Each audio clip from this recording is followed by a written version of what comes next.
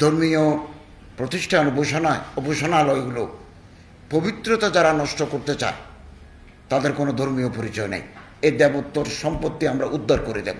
আমাদের মহৎ হৃদয়ের অধিকারী রেলপথ মন্ত্রণালয়ের মাননীয় উপদেষ্টা জনাব মোহাম্মদ ফজল কবির খান সাহেব যেই দৃষ্টান্ত স্থাপন করলেন, আইন নাই, রেলওয়ের জমি কাউকে লিজ দেওয়ার বিধান নাই, স্পেশাল কনসিডারেশনে তিনি যে এটা মন্দির এবং মসজিদের জন্য জায়গা বরাদ্দ দিলেন, এটা বাংলাদেশে সাম্প্রদায়িক সম্প্রীতি এবং সৌহার্দ্যের এটা অনন্য নজির হিসেবে টিকে থাকবে।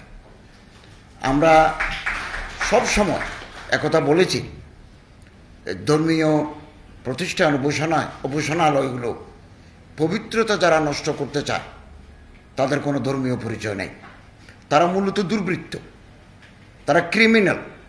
আমরা ক্রিমিনালদের কোনো প্রকার ছাড় দিতে প্রস্তুত নই।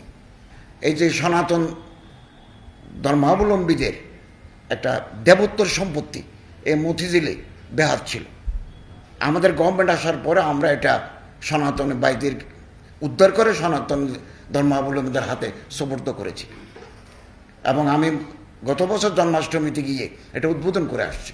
আমি আপনাদেরকে আশ্বস্ত করছি, যে সমস্ত দেবোত্তর সম্পত্তি বেদখল, যদি কোর্টে মামলা না থাকে, দলিল স্পষ্ট থাকে, কোনো ধরনের কোনো কনফিউশন যেন না থাকে, ল্যান্ড ডিসপিউট যদি না থাকে, আপনারা ধর্ম মন্ত্রণালয়ের সাথে যোগাযোগ করুন, আমাদের হিন্দু কল্যাণ ট্রাস্ট আছে তার সাথে যোগাযোগ করুন।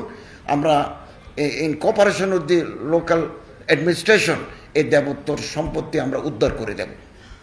আপনাদেরকে আমরা আশ্বস্ত করছি।